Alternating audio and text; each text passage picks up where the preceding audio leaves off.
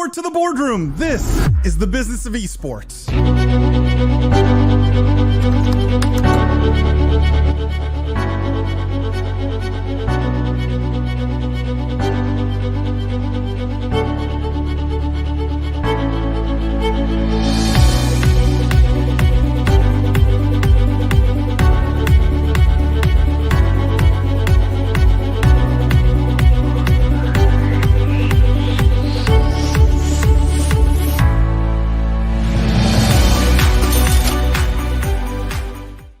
The worlds of gaming and esports are evolving every day faster than ever before.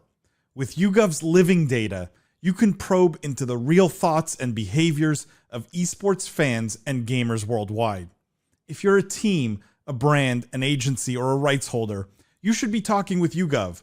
They're partners with the biggest names in esports and the biggest brands all around the world, driving compelling results every single day. Check out yougov.com/BOE and schedule a call with YouGov today. From the keyboard to the boardroom, this is the Business of Esports weekly news show / post podcast live stream. I am Paul the Prophet Dawalibi. I'm joined today by my friends and co-hosts, the Honorable Judge Jimmy Baratta, Lindsay the Boss, injured Pos, and Jeff the Juice Cohen. For those of you who are new here, welcome. What we do is we cover the most pressing gaming and esports topics and news of the week, but we look at all of it through a business and C-suite lens. We dissect, we analyze the business implications of everything happening in this industry. And best of all, we get to do it live with you guys. You get to ask questions, get in our faces, challenge us. We encourage it. It's a safe space. We know so many of you watch and lurk, but we encourage you to get involved. You're welcome to lurk. You're welcome to just sit back and enjoy, but we encourage you to get involved. How is everyone doing this week? Lindsay, not so good, right? I'm down an ACL and I have a bone bruise, or a bone fracture rather. But I'm in this phase where I'm just in total denial. Like I'm going to New Mexico literally after this to go to the hot air balloon festival and then going to Las Vegas. And like, I don't plan on not doing stuff. I'm just going to pretend like I have an ACL. Gonna live my life like I did a week ago when I had full ACLs. It's gonna be great. Just don't try to make any sharp lateral movements. I think you'll be good. Yeah, people live without them. I'll be fine. I'm more worried about the bone fracture. That actually hurts, but like whatever, it'll be fine. It'll be good. So you're just not gonna get. You're not gonna get like surgery. Well, I am, but I have to wait. Apparently, you have to wait like a month for all the swelling to go down. I'm learning all kinds of new things about my knee that I never wanted or needed to know. It's great. But we're a gaming podcast, right? So there was a lesson here, which is don't play meat sports, right? No, the lesson is don't play soccer. Hand sports only. I don't like feet sports. They're out. Like there were plenty of video games you could have been playing in that hour. You decided to go put your knees at risk. Like, for example, you could have played a game called FIFA. Actually, it's not called FIFA anymore. It's called what? EA football. Think about it. You could have done that without having to move. I think you're missing the point, though, that I actually loathed soccer and got bullied into joining an adult rec league and then paid $75 to tear my ACL. Yikes. Mistakes were made. Jeff, you're good. Not injured this week. I am not injured. I'm glad everyone's here. It feels like the first time I think, I was traveling. Lindsay was out. Like we haven't had the four of us in like a month maybe. So it's good. Yeah, it's good to have everyone. Good. Jimmy, everything's good. We just taped the podcast, right? Great guest this week. Just had a great guest on the podcast, guys. Daniel Marcus from Hustle Law. Also an esports professor at NYU and has done a number of things. So that should be a really fun one, whether you're an existing esports professional, whether you're a student or looking to get into the industry. Definitely check out that episode. It was a lot of fun. Daniel's a guy who has a lot of interesting opinions and insights on the industry, right? Doesn't hold back. So it was a lot of fun to do that episode. Let me just get caught up here. Adam says backwards hat Pos. I am here for it. There you go. It's never the same without Lindsay. I mean, let's face it. It's not the same show. Matt says we back. We are. And Christian says, hi, Jimmy from UCI. Hey, Christian. Matt says, damn, Lindsay is going to be out for the season. Put an asterisk next to whoever wins the Super Bowl. Hopefully not the Packers. That's all I have to say. I can get behind that. Christian says this show is now called The Business of Leg Injuries. I'd rather tear my ACL than play another minute of FIFA. Literally could not agree more. It's hilarious. All right, enough hate for FIFA. Let's get guys to the news. You know, that's what we do on the show. Maybe the most significant story this week. I mean, we can't like not talk about this. And yeah, I know you guys are all gonna, you know, hum and haw, but this is the most important story this week. And so let's have maybe, I don't know, I'm trying to think here, like a moment or two of silence. We might have to have a moment or two of silence here for our good friend, Google Stadia.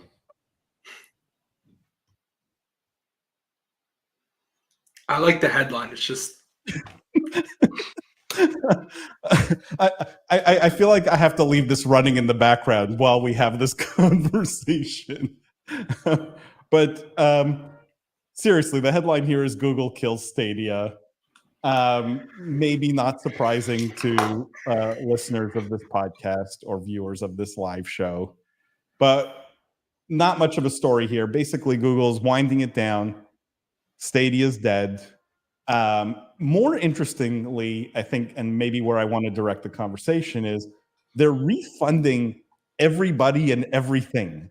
Basically, everything you bought, game, hardware, literally everything is being refunded. And you get to keep whatever, you know, hardware, obviously, that you bought, even though probably useless. But it's being shut down completely internally. And the general manager of Stadia basically said in a blog post, let me read it, said, Stadia hasn't gained the traction with users that we expected, so we've made the difficult decision to begin winding down. We're grateful to the dedicated Stadia players that have been with us from the start. We will be refunding all Stadia hardware purchases made through the Google Store and all game and add-on content purchases made through the Stadia Store. Players will continue to have access to the games library and play through January 18th, 2023. So they can complete final play sessions. Guys, what do you make of the death of Stadia and maybe sort of how Google is handling it? I think is maybe the more... Well, the death of Stadia comes as no surprise. I mean, finally, it's almost like they actually put it out of its misery. I mean, for a while, it was like the sick old dog that, you know, they needed to bring to grandma's farm or something, like whatever the analogy is. Because this has been almost dead on arrival, but if not dead on arrival, dead, you know, within months of arrival. And I think the Prophet, you were one of the early people to have called that. So now you can take. We'll give you your victory lap. In terms of how they're handling this, I mean, I think it's a good PR move for them to be doing refunds. I think that does kind of shield them a little bit from the inevitable anger that would come of like, hey, I spent $150 on games on Stadia and I didn't get to play them because now they're disappearing. What I think it also tells us is that the general amount of money spent on Stadia was probably not very high. Like, I'd be curious to hear what everyone thinks the total amount of this refund probably is. Like, it literally, you know, probably isn't. Well, what do you think it is? I don't know, like 75 million, maybe. Okay. I don't know. That's not total guess. Insignificant. It's not insignificant, but for Google, you know. Yeah, it's nothing. It's nothing. Maybe it's less. I don't know. But like, what was the last player like base number that we saw? I think it was like tens of thousands, right? It was like 15,000 or something like that. Yeah, like, I thought it was around 10, like 10. All right, so maybe it's less than. Yeah, the number may be way smaller than 75 million. Yeah, maybe like 7 million. But yeah, I mean, that's my thoughts. I guess they headed off the controversy a little bit. I did see one article where it was talking about like some guy who had played Red Dead Redemption and done like 75,000 hours, something ridiculous amount of progress in Red Dead Redemption. It was like begging Rockstar to like transition his progress from Stadia to PC, which hopefully they do, because I think if you're a fan that dedicated, you should try to make that work. But that's probably more of a Rockstar question than a Stadia question. But yeah, I don't know. Those are my thoughts. Lindsay, you were gonna jump in there. I'm curious. Yeah, no, I mean, we did all see this coming. I think I read the same article you did, Jeff, because I was reading a lot about players being upset that they wouldn't be able to transfer progress, even though Google is offering basically copies for some of the more popular games for them to be able to play on PC.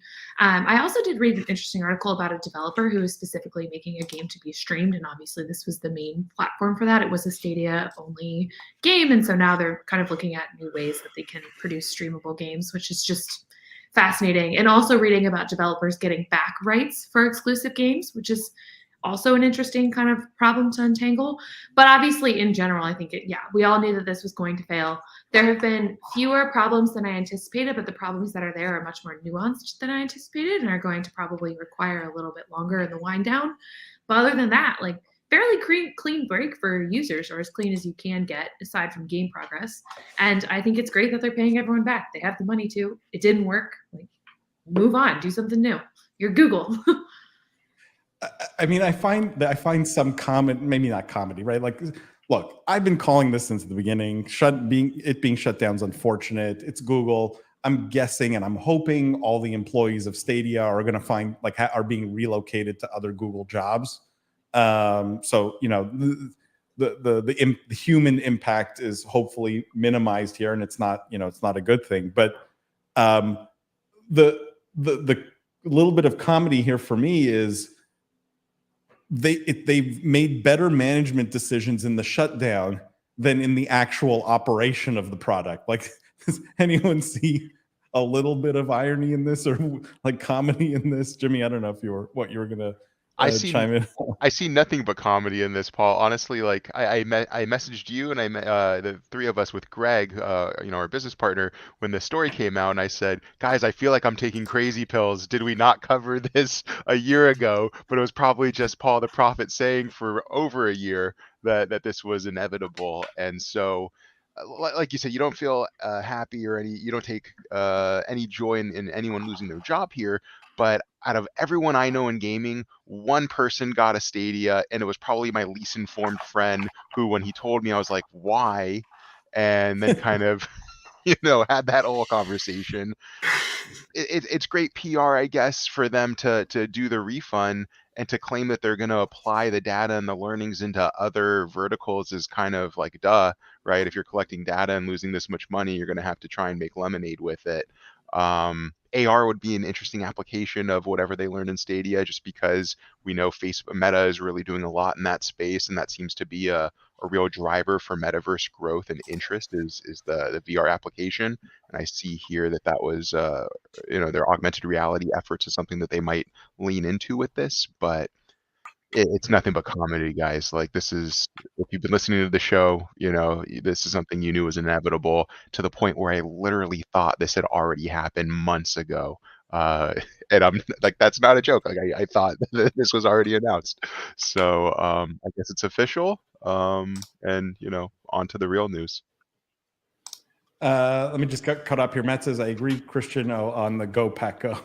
Matt says, was Stadia not already dead? It's been on life support for months. I mean, look, guys, I don't want to say I told you so, but I got booed at PAX when I said Stadia was hot garbage, like in 2020. So I feel a little bit vindicated here, that I was right about it. I don't know. I don't want to gloat too much, but I have to gloat a little bit here. Christian says that title is a masterclass in clickbait. I mean, it's to the point. And Christian says, I think Jeff wanted to give Stadia the old look at the Rabbits Lenny line of Mice and Men. Wow, that is a very specific reference. Jeff, I don't know if that's what you were. I'm not smart enough to know that reference, but the guy goes to Harvard. I never played lacrosse at Harvard. Let's be real for a second. It was a joke. I don't know that literature. I actually have never read it. I know it's a famous book, but I've never read it. Pain. Jeff skipped that class for lacrosse practice. We all know what happened there. Matt says it's just a little surprising that Google would have a failure this bad. I mean, Google's track record is sort of littered with these kinds of failures. So I don't know if that's the surprising part, but it really is. It's really. I guess the question is like, was it obviously it was a failure, right? But the question is like, if you're Google, you want to be trying these things. You want to be taking shots. So we can't blame them for taking the shot and failing. I guess it's more like the execution is the problem. Where does Google go from a gaming perspective? Yeah, that's a good. Yeah. Man, I guess they're going to keep doing what they're doing. I mean, like, I think they'll keep having the Android store and they'll make money tangentially through that. But it feels like this was sort of their shot on goal. Like they closed down their first party studios that they had built for Stadia. They closed down this. So maybe they keep it on the tech side, because I'm sure from what I understand, the people that use Stadia, like the tech was actually pretty good. Like it worked. So maybe this ends with them becoming like sort of the back end pipes, and they try to white label it and kind of like maybe they sell it as a third party service or something, kind of becoming like the AWS to Microsoft's Azure, if you will. But I don't know. There's no clear path of next step here. I mean, selling it, I've heard that argument, right? Like maybe they sell it as a back end service for other people who want to build a cloud gaming product, but like, isn't that a weird pitch? Like, hey, we tried this and we failed miserably, but don't worry, we'll sell it to you so you can try it. Like, I don't know. I don't know. It's not the strongest pitch in the world in my mind. But I maybe I hope that the technology itself gets absorbed or used in some other way, right? Like you would hope that it doesn't just, the code doesn't sit on a shelf somewhere and doesn't get used at all. Let's move on, guys. There's a lot to talk about. I don't want to spend all this time on Stadia. I think the other sort of tough news this week was FaZe Clan, and I think we need to talk about this a little bit.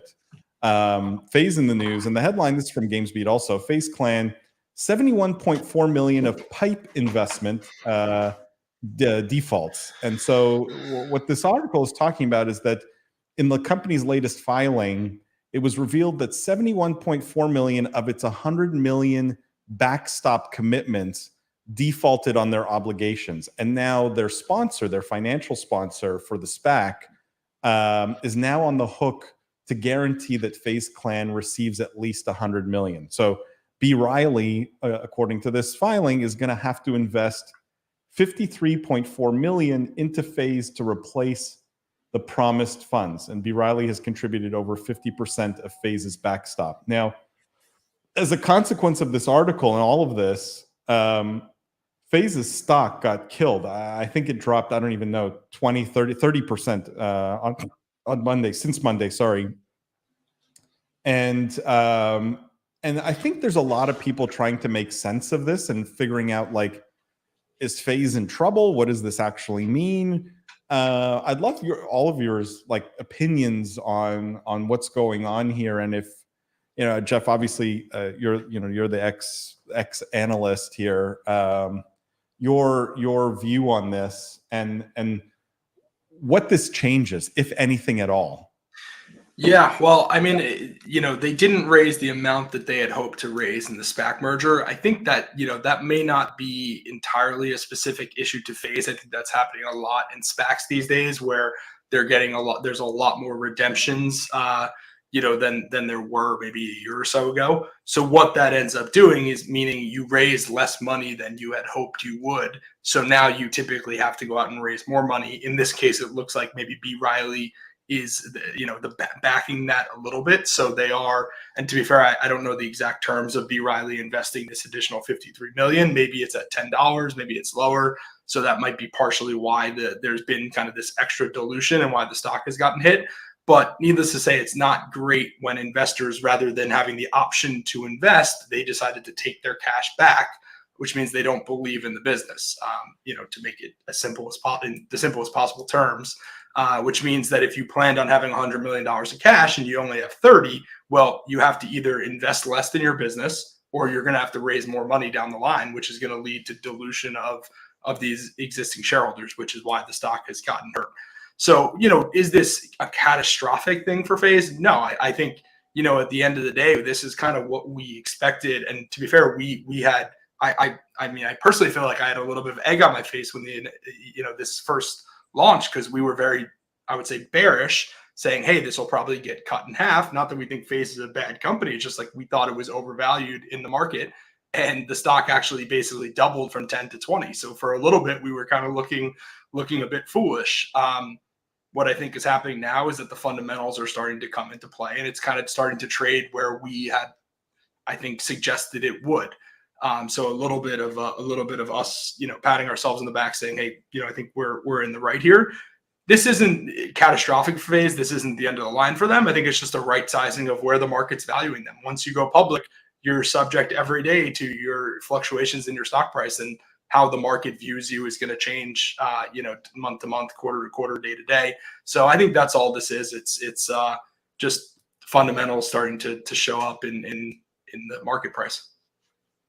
Yeah, I don't know what the retail versus like institutional ownership split of this stock looks like, but for me, the FaZe story has always been like, this is the stock that Gen Z and millennials are buying because they know it and they understand it. And the question is there a level of sophistication in that group sufficiently high that they see announcements like this and don't sort of go running for the exits? Do you potentially have a group of investors that are, maybe, again, because at face value, this sounds disastrous, right? Like the headline here sounds disastrous.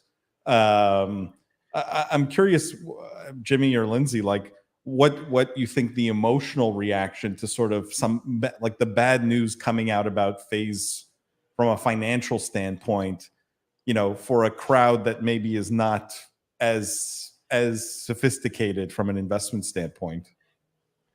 I think that's why Jeff's analysis there was so important, right? Because you read headlines like this that are inflammatory in nature and that are going to drive, I think, that sentiment one direction or the other. And so, to Jeff's point, and I wouldn't even go as far as to say we had egg on our face, Jeff, because I never felt embarrassed by that. And you're right, it was eventually corrected, but I always wanted this to succeed. I was always rooting for them, even though me at XSET, our ownership group are all ex-FaZe guys, right? So this was something that we had pointed to proudly and said, look at what our team had accomplished in the past and what success they set them up to do. I also have clients that invested in the FaZe Clan Series A and in the seed round. So, I always wanted them to succeed, but we never thought that the valuation or what the claims were on par with what the company was, right? We always thought there was a lot of hype there and a lot of maybe young money, ignorant money, or just market hype, I think, that was pumping it a little bit. And to Jeff's point, right, this is really just a correction of that. I would just say, Paul, yeah, I think a lot of it is how the media is shaping this, and that headline alone, which is what I would expect a younger audience to read and not dive into that much deeper, would probably influence those feelings there. So hopefully, if you're a fan of this show and have been following us for a while, you can take it for what it is and say, still a good company, still good for esports as a whole. And if anything, this is a more accurate reflection, I think, of not only this team, but where other teams fall. And that could help dictate, I think, your analysis of our industry, not just of FaZe Clan. But yeah, I want them to do well. I just think that this is a more accurate reflection of what we all believed. So I guess, like Studia, it's nice to be vindicated there. But, you don't want to see these companies do poorly. You want to see them succeed. Lindsay, any final thoughts before we move on here? No, I think Jimmy and Jeff covered it. I certainly hope that they can keep their heads up and figure it out. I have less maybe hope in stock in the scalability of this business to build up and be the $1 billion valuation that it once was. But I mean, I certainly hope that they can continue to move forward and grow somewhat, even if it's not to the sky high valuations that they initially had. Yeah, I mean, I just have my fingers crossed for FaZe, because I think if FaZe blows up, right, like the feeling around gaming esports from a public markets perspective is just going to shift so dramatically. Like this can't fail, and sort of everyone has to be rooting for it to succeed as a consequence. So, I mean, we'll keep following it, and the stock price isn't the company. People need to remember that. So, we'll keep following it and see where it goes. The next story, guys, is I want to talk about it because it sort of confirms a tinfoil hat theory, at least in my mind. You guys may not take it as far as I did here, but this is about CD Projekt in the news. And the headline here is new Cyberpunk and Witcher video games announced by CD Projekt. So what has happened is CD Projekt, they're the Polish publisher behind Cyberpunk 2077. They announced, first of all, leadership change. So one of the co-founders is stepping down from his role as joint CEO. They've announced a slew of new games. So a new Cyberpunk game that's in development, a new Witcher trilogy that's in development, and a new game based around their an all new original IP or property. So all kinds of new game announcements from a company that took 7 years to make the last game. And the reason why I thought this was funny, because for those who were at I think it was last week's live show where we talked about sort of Cyberpunk's comeback, right? Like there was this article that they put out talking about, hey, we're back, and like we hit 1 million players or something like that. And I'm starting to, and I think I suggested that this was like PR, right? That this was them obviously trying to, generate some good PR here. Does anyone think this was coincidence that announcement was followed up by like all of a sudden that they're developing like 65, I'm exaggerating, new games? And does anyone think this is real, right? Like, will we see any of this within the next 5 years? Or is this all sort of, look, is it all PR to push the stock price? I guess is the tough question here. Jimmy, I don't know where you fall on this. I don't know if it's PR. I mean, I read this with a lot of excitement and promise, right? You have Cyberpunk that's finally doing well and performing to levels that we didn't think they would ever be able to reach after such a disastrous opening. And The Witcher, we all know, has been a massive success for this studio for a long time. I didn't necessarily interpret it, by the way, Paul, as a Witcher trilogy as much as 3 Witcher games, which could mean different takes on the familiar or on that IP or genre. I'm not sure exactly, but I might not have read the same article you did. But either way, 3 Witcher games, an unreleased title, and Cyberpunk. I was pretty hyped for all of that. When a company is struggling, you see them abandoning games, delaying games, or for whatever reason not announcing games. I didn't know what to make of CD Projekt Red when Cyberpunk was a flop. Right now that it's doing well, maybe there's more optimism, maybe there's more funding and ability for them to grow and to really sprint in these directions, since they know they have some major hits here.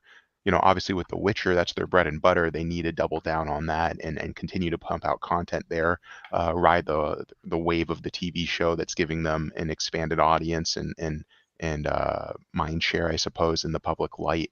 But whether or not this is a marketing ploy just to kind of pump or something of that nature, that's not what I'm getting from this. What I'm reading is really just an ambitious promise, probably something that's going to be several years in the making through several phases, similar to what we read with Disney wanting to put out X many Star Wars, games over the coming years, and similar to what Riot had announced years ago, right, when they said that they were going to do some 10 titles, and starting with Project A, which became Valorant, and so on. So I just think this is a really cool announcement from a studio that I really respect.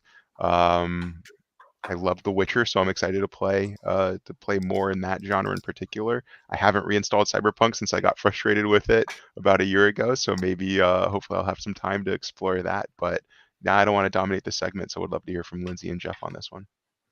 Lindsay, please talk some sense into Jimmy, right? I had a totally different interpretation. Major communication faux pas, right? I didn't see it as that. I mean, to be honest, I've been sort of waiting for a big announcement out of them ever since the success of the Netflix series. I feel like we're seeing this kind of like push-pull from other media now, which is actually pretty cool. Like other things are actually starting to impact and feed the cycle of game development. That's what I kind of read this as, is everyone I know has been talking about this Netflix series, and season 2 is about to come out, I think early 2023, if I'm not mistaken. And the first season just the first 2 seasons blew everything out of the water. Like, everyone's been super excited about it. There's just been an absolute resurgence in people who know and care about The Witcher. I frankly think they're late making this announcement, but that's how it goes with game development, right? Like, you have to have a plan before you can announce something. But yeah, I think that this shows the push-pull of new media adapting into the gaming space, which is pretty cool to me. I don't know what's going on. So, I don't know. mean, Cyberpunk, I don't really know what's going on there. I feel like that might be more of a PR thing. Like, look, we're doing it now. And nobody really cares about Cyberpunk as far as I can tell. But maybe they're just kind of trying to like slide Cyberpunk under the radar with this news about The Witcher. Like, hey, you guys love The Witcher? Guess what? We're doing that and Cyberpunk. You're welcome. It's like that when you buy 3, you get the 4th free, but you don't really want the 4th, but it's free. So you're like, okay. That's kind of what Cyberpunk feels like to me. But The Witcher news, I feel like is a little late, honestly. But I'm glad that they're doing it finally. Well, at least they came back not with 1 game, with 3 games. I don't know. There's that. That helps. Jeff, you were good. Well, I was just going to say, I think, Paul, your initial hot take is definitely correct, but at the same time, that they didn't really try to hide it. I mean, I think this was like literally like an investor day. Like, it was like a strategy update for investors. So, if anything, I think the game's media and PR kind of picked up what was very clearly meant for investors. And if I look, because I just pulled up the slides as we were having the conversation, and like, they don't list when these things are coming. So to your point, Paul, like, these new game, like, I'm guessing this like new IP and this second Cyberpunk game, like, those could literally be 10 years out type projects. So I think it's okay for investors to have that, where you said, investors want that kind of long-term pipeline update where it's like, hey, we will have another IP coming at some point.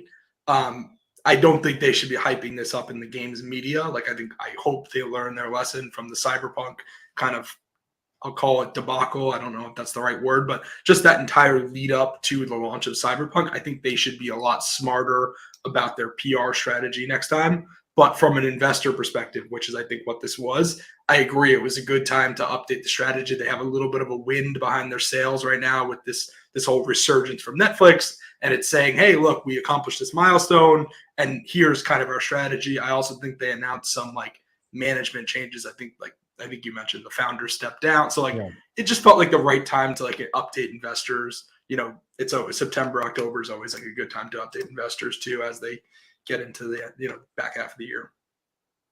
Are you not worried about the risk of now, like, every quarter you're going to have analysts and investors getting on going like, what's going on with the new IP project? Like, what's going on there, right? 100% you will, but that's the flip side to it, I guess. Like, literally there could be 20 quarters now of just what's going on, like, give us an update. And it's like, well, we made 6 more character models. Like, these things could, like, you're right, it could take 10 years. So it'll be interesting to see if they've again sort of maybe announced things too quickly or jumped the gun. I think that's always my fear with CD Projekt. If they've, if they're so upfront with what they're doing, they risk disappointing, I guess. And they have a bit of a track record of disappointing now. So we'll see. 3 Witcher games is ambitious. I would guess, maybe you guys disagree. I think there's demand for 3 Witcher games. No, one of those could be mobile. No, I mean, could be. Yeah. Could be. Didn't specify. It just said. Just said 3. Yeah, it says they're calling it Project Polaris. It's a new trilogy for the Witcher franchise. It's in pre-production, and the next 2 games in the trilogy will be released within 6 years after the first game's release, after Polaris's release, which is so we could be so we're literally talking like 10 years. Yeah. So this could be a while. All right, guys, let's move on. Let's talk about, we are going to do a lightning round today, by the way. I have a bunch of small, quick, fun stories, lots of fun stories, including a gaming chair review, Jeff, which I know you're excited about. What's your favorite part of the show? Let's talk about 100 Thieves. 100 Thieves in the news. I mean, this obviously we have to do this story because it's good clickbait when we post the podcast, right? And 100 Thieves in the news talking about creating a zero sugar energy drink, not just talking about it, announcing it. It's called Juvie, which up until now, I thought that meant that was like where if you were a criminal but you were under 18, that's where you like would serve time. I don't know if you know. No, that's what that means. Okay. That's correct. I wasn't sure. Nailed it. So they revealed what they're calling Nadeshot's passion project, an energy drink called Juvie. According to this, it has zero sugar and 128. This has got to be an error in this .esports article because I don't know what a megagram is. I don't think that's an actual measure of anything. That's not. Yeah, that's a lot of caffeine. 128 megagrams. You're gonna literally jump out of your skin. It's you mega wired.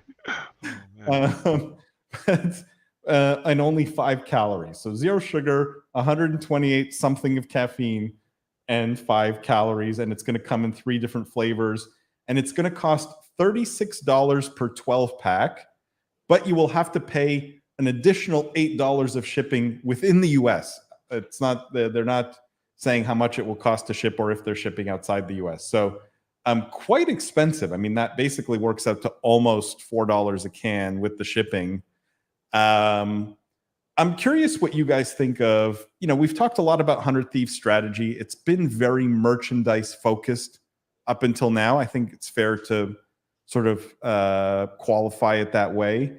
What do you guys make of going into energy drinks, which feels a bit sort of been there, done that in the gaming industry? I don't know. Jeff, you have thoughts on this? I generally am not super positive on this, particularly when you call it like the founder's passion project. Like I just don't, anytime a business is talking about the founder's passion project, it's like, okay, well, why is the business investing in that? Not like he can do that on his own time with his own money, but that's a kind of a separate thing.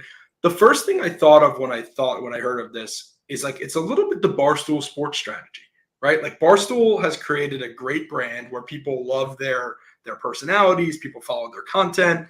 And what they've done off the back of this is like, they've created energy drinks, or maybe not an energy drink. Like I know they have like a tequila drink that they've created, like the golf brand did. They have merchandise. They have created like a golf tournament. Now they're sponsoring a bowl game. So to some extent, if you think about 100 Thieves being a little bit of almost like the gaming equivalent of Barstool, where they have these personalities that people like to follow, they have a loyal fan base, it makes sense to then create branded products that you could sell to your loyal fan base. So if I think about it that way, like it makes a little bit more sense than just my initial hot take, which was like threw up in my mouth, like I think this is terrible. But when I really thought about it a bit deeper, like I think it's not crazy. I mean, isn't that what you just called the Barstool Sports? Isn't that sort of like what a lot of content creators are doing these days? Like Mr. Beast sells chocolate bars and hamburgers, and FaZe sells burritos, and like OTK sells PCs, like gaming PCs. Lindsay, you want to drink some Juvie? Oh, man.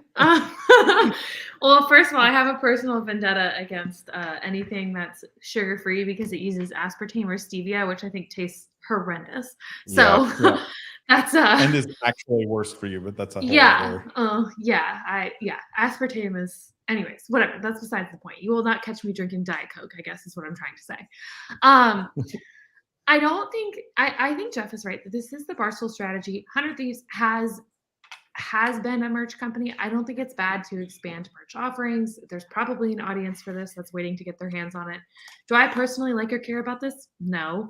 Am I nervous that the CEO's passion project is a sugar-free energy drink? Yes. That being said, I don't think this is going to do badly. I think it's going to turn them a profit. Do I think it's going to become wildly successful to the point where they can sponsor the next Formula One team? Probably not. But I guess if you wanted to do a short run and make some money, I don't have any, there's no moral issues here. It's just a question of taste and what you're putting. Is there a market for another energy drink? Another Probably. This is a $4 a can energy drink in a world where you have Mountain Dew doing game fuel, you have G Fuel, you have all the powdered drinks. Oh, there's definitely a market. I'm part of a huge online community where all they do is test different snacks. Like and a lot of them wind up being high-end energy drinks. Can I join that one, there's Lindsay? a market for that. Yeah, it's fun. Actually, I really like it. But you guys don't think the market's saturated? No. At all? Not for energy drinks. These are, I mean, different flavors, fun thing to try something new. The bigger concern here isn't that it's an energy drink; it's that it's $4. Paul, I think you're on its head with that one, because that's really expensive to me, especially when you're selling this to 13 to 17-year-olds predominantly. When they can go buy 4 Red Bulls or 4 Monsters, or at least 3.5 of those. So I think that I'm a little iffy on the price point. But when I saw the announcement the other day, the stuff I appreciated, one, I thought the marketing was great. I thought Nate shot with this documentary style, kind of like, here's something I love and I drink, and here's a thing that we're getting behind as a brand, was really cool, well done. Interesting use of their brand too, to push this product that they're creating in the way that they did it. It's just kind of true to the 100 Thieves culture, I think, with how they promoted it. So I did like the marketing element behind it, because then you can say like, oh, well, what if they end up coming out with a keyboard, right? Or something that's not apparel, because we've been criticizing a lot of these hoodie orgs for just pushing hoodies. So now you have one that's pushing an energy drink as well. And I think the launch, I think the marketing, everything behind it was pretty well done. I just don't really like the price point. And also I'm with Lindsay that I don't really care for the sugar-free aspartame kind of stuff. So that's a separate issue. Now we're getting into like what's in the energy drink, as opposed to, hey, you have an org that's exploring their brand, pushing different things, as well as maintaining an ownership in those things that they're marketing. So, I hope it succeeds for them, but they got to get that price down for sure. I mean, putting what's in the energy drink is a legit topic, because I think putting caffeine in any energy drink for gamers is a mistake, because it's not the right kind of energy. It gives you a bit of the shakes, like things for really sort of like delicate aim. You don't want to be drinking 128 megagrams of caffeine, or you're trying to make very delicate movements with your fingers and your wrist. So like, I just, these things all seem half-baked. They all seem like distractions. I get they're capitalizing on their fame, right? And so, like, have we reduced all esports orgs to just being company versions of like Kim Kardashian, where it's just like, I'm famous, I have a following, buy this? Like, is all like, this feels, I mean, but now like everyone has given up. You're questioning the entire model of influencer marketing with that, though. And there's a whole reason why influencer marketing evolved and exists. I understand your point of like, yeah, Kourtney Kardashian just released a line of gummy vitamins, and that made me want to like shoot myself in the head. But I think that there still is a market for people out there who do want to develop or who feel really passionate about a brand and like want to sell it. Do I think that this is that activation? Honestly, if this is the CEO's passion project and he feels super strongly about this sugar-free energy drink, like, good for him. Could not be me, I guess. There's certainly worse things and more detrimental things like gummy vitamins that aren't FDA approved that people are developing. But I don't want to like I don't want to throw out the whole underpinning of influencer marketing just because that's what everyone does when they get rich. But Lindsay, your point's a good one. But here's what I agree with Matt on this, where Matt says, Lindsay makes a good point. A passion project should be more like Dr. Disrespect making a video game. If you're a gaming company founder, shouldn't your passion be related to gaming? Like, it's I guess it's no different than me selling Business of Esports stocks, but it's still like, I'd rather him be slinging Red Bulls than developing his own energy drink in his spare time, I guess, is a way to put it. Like, if it's going to be your passion project, something that you develop and create, it should probably be a little bit more related to your industry. Again, Kourtney Kardashian and the gummy vitamins. I also just don't understand the branding. Like, was it purposely not gamer?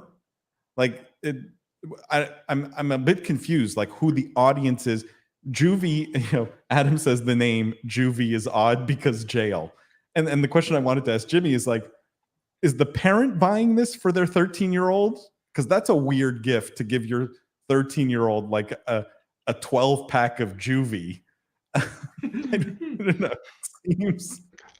Yeah, let me augment my prior comments. Say the price isn't the only thing alarming. The branding also could use some work. I'm sure they did some market research. These guys have unlimited audience, right, for Instagram polls and things of that nature. But yeah, it's why isn't it a gamer brand is a good point. You know, if you have Nate Shot fulfilling a passion project, he's a team owner. He claims he drinks energy drinks every single day. You'd expect something more in line with, from a branding perspective, with the market, definitely. With our market, I should say. Look, this is maybe a hot take, and I'm sure you guys disagree. I suspect this will fail because I think the VCs at 100 Thieves are, this is a total guess. I think they're not totally blind to what's going on there anymore. And to make something like Juvie successful, you need to spend millions and millions of dollars on marketing to get, to get this. And yeah, you get a lot of free marketing because of the influencers that, that 100 Thieves has. But I don't know if that gets you to massive, sustainable success beyond like, I'm going to buy a 12-pack because it's a novelty and it's 100 Thieves, and I'll put it sort of on the thing behind me here so people when I stream can see it. And, that I bought a case of Juvie. But like, the only thing I would say to caveat that is I just saw a headline yesterday that a company called Liquid Death just raised like $100 million at like a $700 million valuation for like canned water. Yeah, canned water. Yeah, but that's way better. I'm just saying it's possible. A, maybe the market isn't saturated, and B, maybe these like weird sound, maybe this edgy name is like the way to go. Like true. Like I wouldn't think drinking something called Liquid Death would be like a very like good marketing name.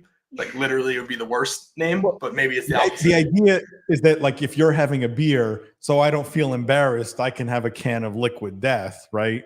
But I'm just drinking water. That's what I thought. You guys are conflating the really cool goth emo crowd with the really not cool criminal crowd in a way that I don't appreciate. Maybe we are. All right, guys. Let's we beat that one to death. It is interesting. We'll see what happens with Juvie. Before I move on, I just want to say a quick word. This live stream, this weekly news show is very generously sponsored by YouGov. YouGov produces the absolute best data on gamers, games, esports fans all around the world. If you're looking for very actionable data, what YouGov calls living data that's constantly being updated, you absolutely need to reach out to them. If you're looking to reach that gaming audience, you need to have a guide like YouGov. You need to be making decisions based on data. I highly recommend going to check out, I'll put it in the chat, yougov.com/BOE, yougov.com/BOE. There's a bunch of free reports, a bunch of free data there. You can check out some metaverse stuff that we talked about in weeks past. We do YouGov Insight segments where we highlight some of the data coming out of YouGov that's relevant to our audience and relevant to the gaming industry. So go check out yougov.com/BOE. And if you're looking to get connected with them, you can reach out to any of us. We can put you in touch with YouGov. We thank them for their support. Yeah, you can workshop all your really cool emo goth punk names and throw away all your ones related to criminality. It'll be perfect. YouGov's the place.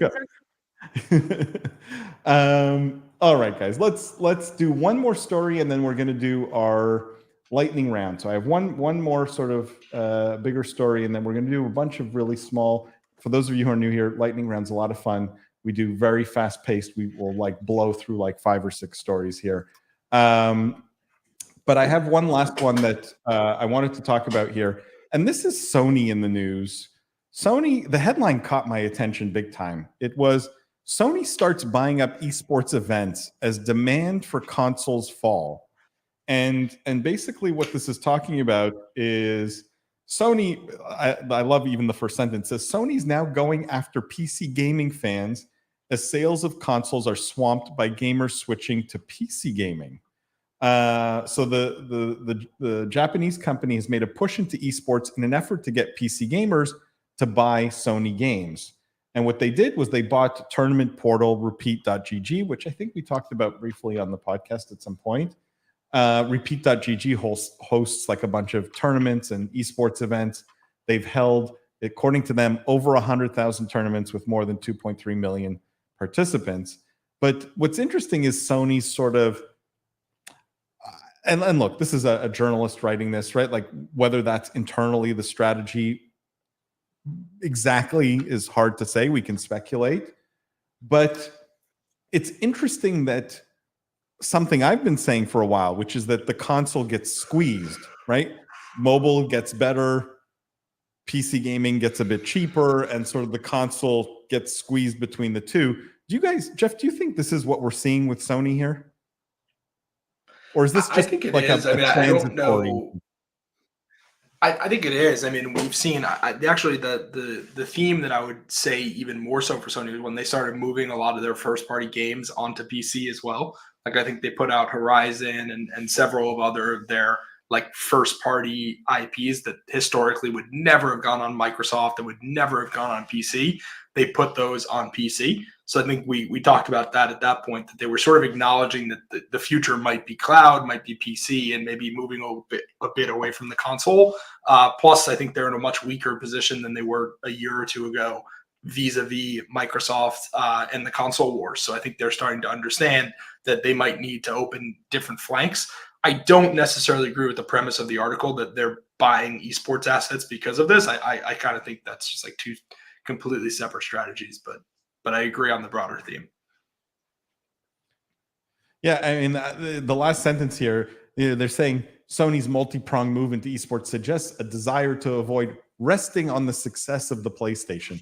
But it's interesting that you bring up the Microsoft thing, because maybe that was sort of the straw that broke the camel's back here, right? Like maybe that's just the Activision Blizzard acquisition is enough of a threat that they feel they need to do more on the PC side. Lindsay, I saw you shaking your head. I don't know if you agree or disagree or. Yeah, I mean, this is way less fun to comment on than like goth emo stuff. I just want to put that out here right now. This, I was much more happy to talk about Liquid Death than this story, just so we all know where I'm at. But I mean, I think I like to see when, especially larger companies, like we just saw, even though Stadia failed, I like to see companies take a risk when it comes to gaming stuff. I don't know that Sony is going to put forth the best esports properties and teams. Historically, some of those companies have been risk averse to the point that even when they're building new products, they're not necessarily as exciting as they could and should be. So I hope that they're able to kind of put a lot of resources and a lot of creativity behind this. Do I suspect that will happen? Probably not. But I still like to see the investment in this space. I'm glad that they're trying something new. I think that this is one of those like kind of nothing stories, because it's a time will tell thing, right? Like probably in a year, my guess would be that we're talking about the failure of this. But if we're not, then it's going to be a smashing success, and that'll be way more fun to discuss. Interesting, Jimmy. I'm rooting for the smashing success part of that, you know? Like obviously you guys know I'm an optimist and I always say we want them to do well, but like literally, why would they wait and dominate one perspective of the video game industry, which they do a great job at with consoles and games? Why wouldn't they expand and try and get more involved in esports and kind of where those products are being leveraged? So I thought we had read in the past too about like their gaming monitors and their gaming hardware, and now I mean it just makes sense, I think, with what we're seeing out of them, where they're not just trying to stay in one camp here, right? They're looking at where their products are being used, where their audience is going. They're looking at the competition, like you guys said, from Microsoft and where they're losing, and saying, well, where can we make up for that or create another stronghold in the gaming community? It shows a commitment to the space as a whole, as well as I think innovation and a diversity of thought, and saying like, how else can we generate revenue here, and how else can we connect with our consumer? Yeah, I mean, how can I not be positive on this also? It's just like, how many times I've heard people say, PC gaming's dead, and here you have, the biggest seller of consoles in the world, pivoting essentially or focusing more on PC gaming. It's interesting to see, and it'll, it's one of those things where this could be, I mean, Sony is sort of that player that could make PC gaming, or at least help support a PC gaming ecosystem that is sustainable for the very, very long term, which is interesting. So having Microsoft on board, having Sony on board, we could see PC gaming a very, very legitimate platform for a very, very long time as a consequence, which is fun. That's good for every PC gamer out there. All right, guys, that brings us to this week's lightning round. For those of you who don't know the way it works, I am going to present a topic, and then we're going to go clockwise and then counterclockwise. Everyone gets 30 seconds to make their point, to give their take, their hot take. And if you're in the audience, if you're listening, if you're watching, you can give your hot take as well. I will use my time to read it, comment on it. So without further ado, let's kick off this week's lightning round.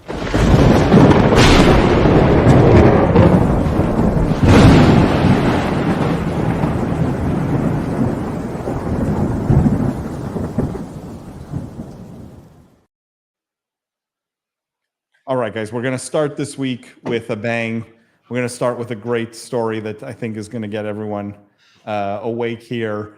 And the headline here is Baby Yoda is getting a video game no one ever saw coming. I mean, it gets even better than this. The article says that what is being launched or what was announced on September 20, that a Baby Yoda Tamagotchi is on the way. So you will be able to care for and parent, essentially. For those who don't know, Tamagotchis, it was like a little device that you could use to care for a virtual pet. You will be able to care for your own little Baby Yoda. The most brilliant use of Baby Yoda IP ever. Yes or no, Jimmy? Go ahead. Easily a yes. Amazing. I think everyone's going to download this. Everyone's going to have this. My wife is going to love this more than she loves me. So I'm a big fan of this. Jeff? I like it too. I mean, you're combining Baby Yoda, who's a force of nature. You've got the Star Wars IP. You've got, the nostalgia of Tamagotchi. The only question is whether this will be like a mobile game or its own like standalone hardware. I didn't necessarily see in the article which one, but yeah, this will do well, I think. Although I wonder what the overlap is of Tamagotchi fans and Star Wars fans. Like, I guess we'll have to see. It's a physical device, just FYI. It'll be a toy. Lindsay? Okay, must confess, I don't really care about Star Wars or Baby Yoda, but I can imagine so many people going nuts about this and having the greatest time. So I think it's awesome.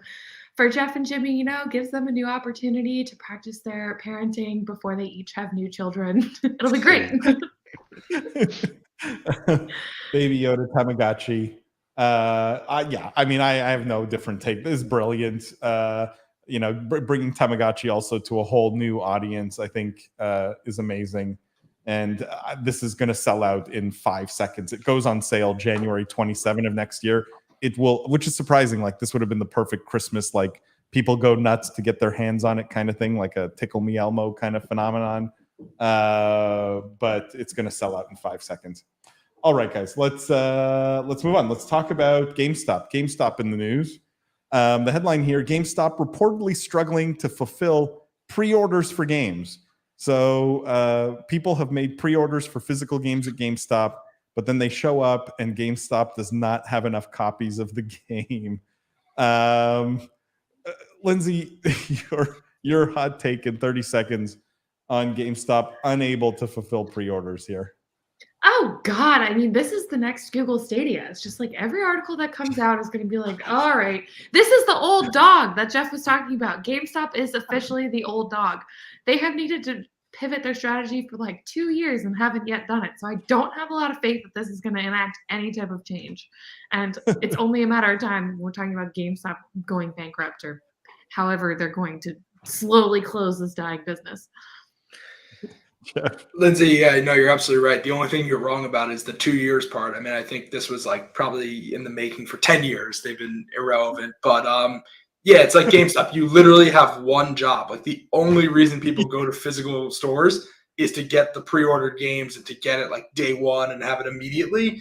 So that's it. Like, that's the only reason people go to your stores. So you failed. Like, yeah. It's so embarrassing, guys. You mean to tell me a company that was trading at $3 a share before Reddit force inflated their stock right to what was 150 is still having problems? Like, this is such a joke. Nothing to add to you guys. I'll save my time for the next one. Yeah, my take on this. This is it's very sad. It's very sad. How are they not out of business yet? Is my question. Like, And I watched the GameStop documentary on Hulu or whatever. And what's amazing to me is there are people that still defend this business as if there's any redeeming factor about it. Which I truly don't understand. So this is very sad. Don't shop at GameStop. That's the message here. All right, let's move on. Jimmy, this one's for you. So of course we're going to start with you on this one because it's a legal article. WWE and video game maker owe artist for depicting wrestler's tattoo, jury says. So WWE and Take-Two are being sued by a tattoo artist for creating Randy Orton's tattoos in the game. So in the WWE game, which was made by Take-Two. So they must pay $3,750 in damages, which may be why the story didn't make the top of the pile this week. But Jimmy, your take on a tattoo artist suing for art in video games? This is crazy. I didn't know about this story until just now. One, Illinois law is its own animal, and who can guess what's going on over there? Two, this artist suing for that. I mean, she probably spent more in the legal fees pursuing this, which are probably part of the compensation package. But still, it's just like you're making such a big stink over nothing, like literally nothing. I'm more interested, I think, in her ownership of the IP. Because there must have been some written agreement, or unless Illinois treats it differently, where she had a right to these images that she was tattooing on him, that she maintained a right. A lot of photographers, for example, do that with wedding shoots and things of that nature. But this is so bizarre to me. Honestly, my only take here is my only take. It's a lightning round. I hate this because I love tattoos and video game characters. He is the judge, so this is all right. I'll shut up. I hate it. I hate this. I will put my tinfoil hat on, theory hat on. Who wins here, right? Who benefits here? Does the tattoo artist getting $3,700 in debt? Nah, probably not. But you know who benefits? This is free press for a game that doesn't really get that much press. Nobody's writing articles about WWE 2K on a weekly basis. But this is in Reuters. That's a mainstream publication. You can't just get into Reuters. So I think this is Take-Two potentially, pulling the strings here to get into the black box of Reuters via some clever marketing. Totally on board with that theory, Lindsay. Okay, love that. I also want to take this in a different direction. I think that the way that we pay art and appreciate artists is changing a lot because of crypto and Web3. So I don't necessarily like this specific action, because I think once something is on your body, you should have the right to own it. 100% when it comes to tattoos, kind of weird to me. But I think that this shows a larger trend of artists basically saying, hey, if I create this thing, I deserve to be paid for it, which is not necessarily a trend overall that I disagree with. I think this application is kind of incorrect, or probably wholly incorrect, and only detrimental to the artists in terms of legal fees. But I think the broader trend in general of artists figuring out new ways to monetize their art is good. And I think crypto is aiding that a lot. Can you imagine the nightmare of having to license from every tattoo artist for like every athlete in every sports game for every tattoo they ever got? Like the army of lawyers you would need to do all these deals. Jimmy's smiling. Paul, you owe me $3,000 for this live stream just for showing my arm. Right? No, Jimmy, you owe your tattoo artist. Yeah. That's true. Yeah, no, terrible application, but broader concept is on the right track. By the way, Adam said GameStop. What year is it? I know, Adam, believe it or not, people are still pre-ordering from GameStop. Matt says this is important because it'll impact other traditional sports games that use athlete likeness. This is true. There is some precedent set here. I assume that's how law works, right? Madden, NHL, FIFA, NBA 2K, WWE, etc. All right, guys, let's keep this moving. It is the lightning round. Here's a hardware bit of news. Verizon teases a 5G gaming handheld made by Razer. So this, if you remember last week, we talked about the Logitech gaming handheld. For some odd reason, Razer is rumored to be announcing with Verizon and Qualcomm a very similar device. So an Android-based device that'll let you access cloud gaming services like Xbox Cloud Gaming. However, it says, unlike the Logitech device, which was total crap, it says it does seem like it'll be able to play games that are stored locally on the device as well. So that's at least a small improvement. But your take, Lindsay, on more mobile devices all of a sudden, like more gaming handhelds at a time when it seems Steam Deck has worked, and is everyone just copying now, or everyone's trying to like ride this train? I'm gonna come out here and tell everyone that I am extremely pro handheld devices. I don't care who's made them. I want everybody to make them. I love them. I think that this is the next generation of toys and toy marketing. I don't necessarily know that it's made for people with phones, or even people with phones who want to have dedicated gaming devices on the whole screen time debate and not have their social media notifications or whatever pop up. I don't think that all of these will be successful for sure. I'll come out and say that. But I think that these are so fun. I think this is the new way that we play with toys, and I am here for it. So give me Razer's new one. Give me every company's new one. I'm still waiting on my Playdate pre-order. That's coming in 2023. I will provide a review. I love them all. I love the toy comparison. I think that's actually kind of genius. Jeff? It's expensive to be a toy. That's the only problem. But I think it is an interesting point that maybe the technology has just evolved, that this is now what we would consider a toy and what we get for our like 5 to 10-year-olds. But I don't know. Who knows on that?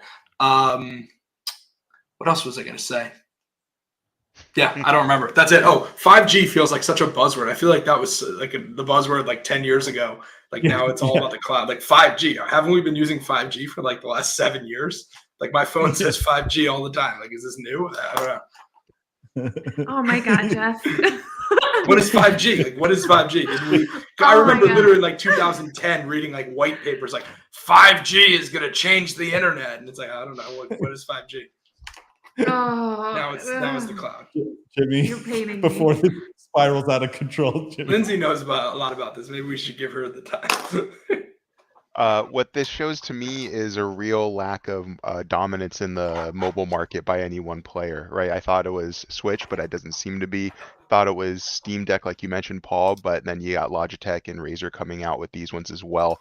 Competition's definitely good for it, but it shows me that you have a bunch of companies that think that they can make a splash, make an investment, and that it will pay off for one reason or the other. So, you don't see a lot of consoles being developed and coming out because those are already pretty cornered. I think this is interesting, and hopefully it has better battery life than its competitors, because that is a big selling point for me. Adam's take is also my take, because I think it's also brilliant. You get a handheld, and you get a handheld, and you get a. It's just become the Oprah show, and everyone gets a handheld. Yeah, I'm not the biggest fan. I just don't see how all of these will succeed. But Lindsay's toy point, I think, is clever. Maybe that's how this plays out. All right, guys.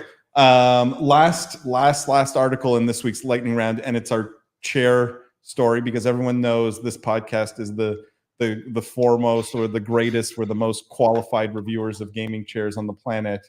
And the headline here is: Twitch streamer builds gaming chair that dunks him whenever he dies in game. So every time he was playing Jump King, and every time he would die, basically, or he would fall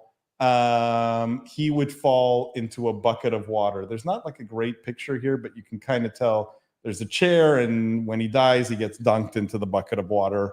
Oh yeah, here you go. You can see this sort of process here. For those listening, I'm sorry, but it's basically a guy sitting in a chair, and every time he falls, he gets dunked in a bucket of water. I mean, that's basically the story. Greatest gaming chair ever, Jimmy? I haven't seen a dunking event like this in a long time. It's usually reserved for like county fairs and things. I don't know anyone that doesn't find this entertaining, so I think it's a pretty clever gimmick, and I gotta watch some of this. Would you buy a gaming chair with this feature built in? If I was running like a carnival or something, yeah, but I'm not gonna dunk myself. Okay. Jeff, you like this, right? This is super, super clever. I think he's probably going to get a lot of views off this, just based on the novelty. But what I think is the actually more interesting application is I think employers should be getting this for their employees. Like imagine, Paul, every time, you know, Jimmy or Matthew decided to go on their social media or something, boom, they get dunked. You know, that would really keep productivity, like keep the Excel open. Enterprise yeah, sales. it's like you pull up ESPN.com, boom, dunked. Like it's genius. Productivity. It's genius. Lindsay. Yeah, this is just the next generation of that software that tracks what you're doing on your computer so that you have to do your work. But it's like, I think we should have more real life consequences for in-game actions. I'm totally on board with this. Yeah, I mean, it makes for great content at the very least. But I do see the definitely the enterprise sale sort of pathway here. This kid should reach out. We can help him. We can help him build a B2B product here. All right, guys, that wraps up this week's lightning round.